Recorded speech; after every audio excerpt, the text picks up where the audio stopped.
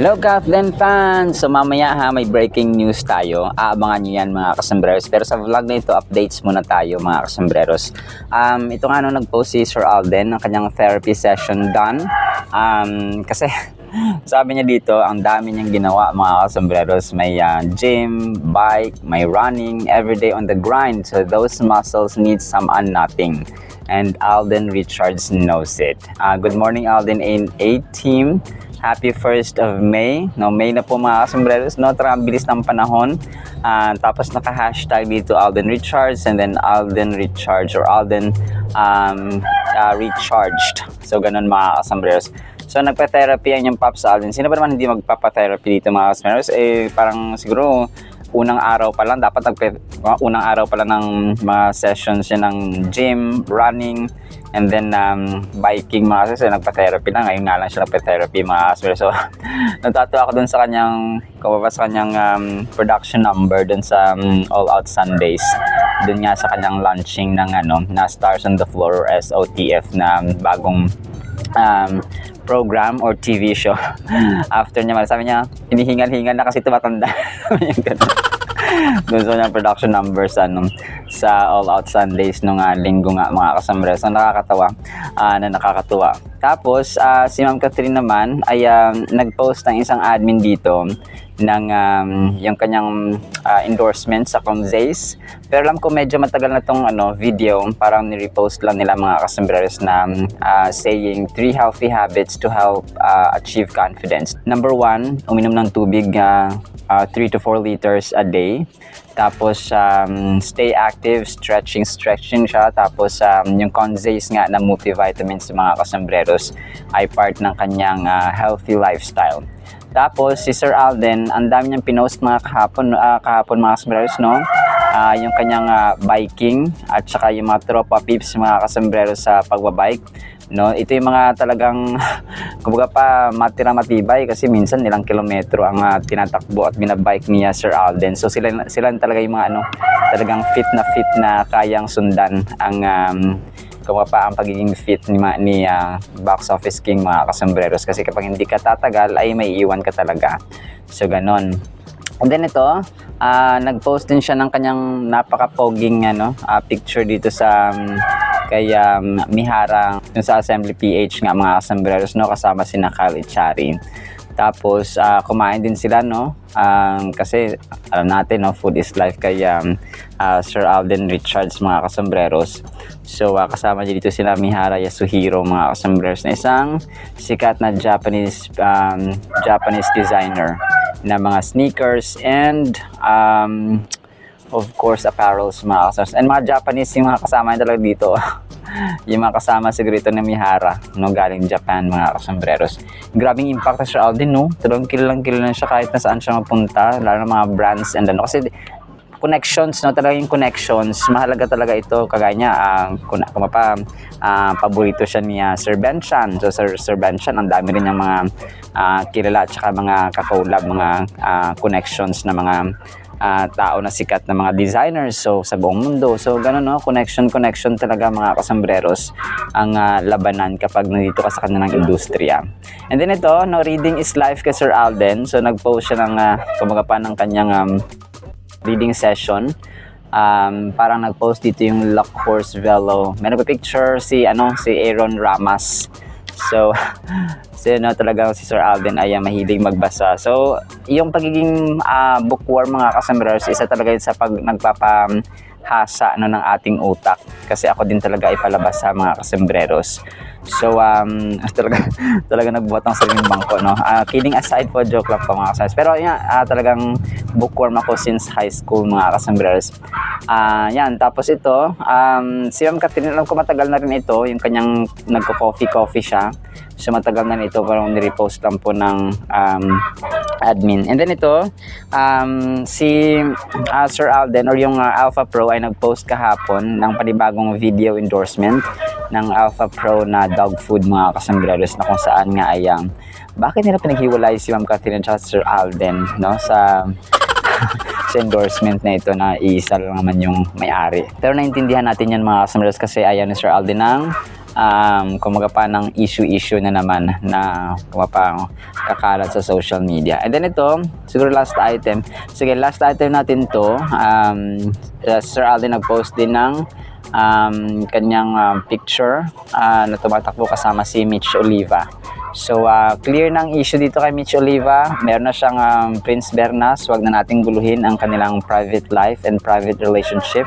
Kasi nga, hindi sila maka-showbiz, mga kasambreros. Nandiyan lang talaga sila para sa running, sa biking, sa gym workout, and so on. Wala nang iba.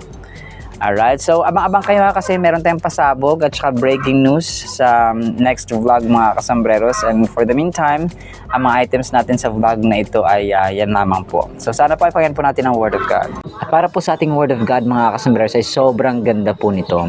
Ang title natin, Lumapit, Dumulog, Hanapin. 1 Chronicles chapter 16 verse 11. Seek the Lord in His strength, seek His face evermore. Sa Tagalog po, magtiwala kayo sa Panginoon at sa Kanyang kalakasan. Palagi kayong dumulog sa Kanya. No? Sa ibang version po ay hanapin. No? Parati siyang hanapin at parating manalangin sa Kanya, mga kasambreros. So ang setup po ng 1 Chronicles chapter 16 ay makita po natin dito, no, a sort of background. Si King David po ay masayang masaya na nililid yung procession na dinadala po yung arko, no, ang arko ng covenant o ng agreement, mga kasambreros, na sa Jerusalem. So ito po yung scenario na kung saan ay ang lahat ng tao ay punong-puno, no, ng labis-labis at sobrang saya, sobrang galak, mga kasambreros, habang sila ay sumasamba at nagdiriwang kasi si King David at kasamang mga pari, mga kasambreros, ang mga Levita at saka mga tao ng Israel ay sumasayaw, no, kumakanta at saka dinadakila, itinataas in praising the Lord of heavens and the Lord of the earth. So ang procession po na ito ay isang parang grand affair, no, kasama ang mga musicians, no, na nagtutugtog ng kanya-kanyang mga instrumento, mga kasambreros, iba't ibang klaseng instrumento, kasama mga singers, no, talagang tinataas at saka pasigaw na dinadakila ang Panginoon in harmony, and the sound of tambourines and cymbals filling the air. So may mga cymbals, may mga tambourines, mga kasambreros, at iba't ibang klase ng musical instruments. And ang author po ng 1 Chronicles ay kumaga pa ina-urge tayo, no, talagang in-encourage tayo, mga kasambreros, na hanapin natin, dumulog tayo, at saka lumapit tayo sa Panginoon, mga kasambreros. And kasi ano to, intentional. Ang ating relasyon sa Panginoon, ang ating pagdulog, ang ating paglapit, ang ating paghanap at ang ating pag-pray, panalangin sa Panginoon ay intentional po yun, mga kasambreros.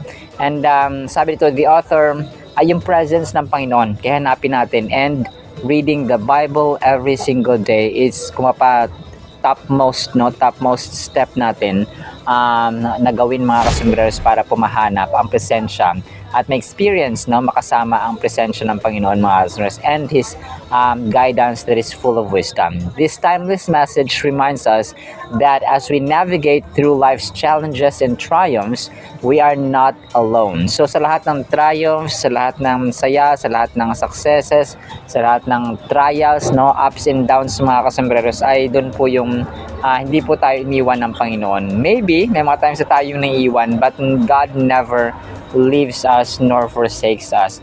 We tap into a boundless well of strength, guidance, and support that transcends our human limitations by seeking the Lord. So, nandun yung boundless well. Okay, ito na naman tayo sa boundless well. Ibig sabihin ng boundless well, yung yung balon na dahil sa lalim, sobrang daming tubig, pwede kang magsalok na hindi siya natutuyan at saka hindi siya nauubusan, mga kasambreros, na yung boundless of well na yun ay hindi lang tubig, no, kundi kalakasan, guidance, support, mga kasambreros, tulong, wisdom, mercy, grace, love, patience, loving kindness, and so on. So lahat ay pwede nating salukin kapag tayo po ay sumasalok, dumudulog, lumalapit, at saka nananalangin at hinahanap natin ng Panginoon. We can always go into the well, boundless well, mga kasambreros, that God has for us. Think about the implications of seeking the Lord's strength continually. So tuloy-tuloy po siya. How might your life be different if you approached each day with a mindset of dependence on His power? What would it look like to seek His presence consistently, not just in times of need, but in every moment, big or small? So, iba kasi, no, kapag ikaw ay humihingi parati ng guidance, humihingi parati ng counsel, ng wisdom, mga kasambreros, sa Panginoon, as we go along sa ating pang-araw-araw na pamuhay. We can seek the Lord's presence continually by actively pursuing a relationship with Him. This can involve spending time in prayer, reading the Bible, worshiping, and engaging in spiritual practices that help us connect with God daily. So, kailangan kasi may connection, di ba, sa relasyon. Yung asawa mo, for example, hindi mo kinausap yan ng isang araw. Ang isipin niyan ay galit ka sa kanya or may tampo ka sa kanya. Or yung anak mo, for example, no, kapag iisa lang naman yung tahanan ninyo, nakatira kayo sa loob ng tahanan, and then you do not talk with each other, you do not talk to each other. So ang isipin nun ay may tampo, may galit, no? Parang ganun din po ang Panginoon kapag hindi natin siya kinausap sa ating buhay, no? Hindi tayo naglalaan ng oras at panahon mga sa pang-araw-araw ating pamumuhay sa kanya, ay may mali, no? Something is wrong, mga kasambrero, sa ating connection and relationship sa kanya. And seeking the Lord's presence continually involves being intentional in our pursuit of Him. So, gaya ng na-mention natin na intentional talaga, no? Kagaya ng isang mag-asawa, intention ninyo na maging isa, na magkaroon ng spouse, mga kasamaras, or asawahin ng isang tao. So, intentional yon. Hindi po pwedeng nagising ka lang isang araw tapos sabihin mo, hindi ko alam nangyari, tapos naging kayo na. Hindi po ganon. This requires a commitment to seeking Him even when we don't immediately feel His presence, trusting that He's always near and faithful to draw close to those who seek Him. So, yung mga naghahanap talaga sa Kanya, yung mga lumalapit, dumudulog sa Kanya, mga kasambreros, so kaya yung nating title ay kung ang Diyos natin ay nandun yung presence niya at hindi siya madamot. As a matter of fact, ay para siyang isang tatay na nag-aantay parati at nakadungaw sa upuan, no, sa bintana, mga kasambreros, sa kanyang bahay at tahanan, na nag-aantay sa atin na tayo umuwi, tayo lumapit, mga kasambreros, na kanyang mga anak. So think about a father who's always waiting for his children, his kids, to go home and talk to him, pray to him, and ask for forgiveness to him, and ask for mercy, guidance, protection, and so on. So think of your daily hustle, balancing work and family. Now imagine having a powerful mentor guiding you every step of the way. So seek the Lord's presence, strength, and guidance, not just in the hard times, but in everyday moments. So yun po, mga kasamaras, kailangan araw-araw po talaga ang ating pagsisik, paghanap, pagdulog at saka panalangin sa ating Panginoon, mga kasambreros. Alright, so lang po in the meantime, nawa po ipagpalain po tayo ng pag-ibig, pananampalataya at pag-asa in the mighty, holy, sweet, magnificent name of the Lord Jesus Christ. And everyone said, Amen and Amen. See you sa next time po, mga kasambreros, and paalam po. I love you.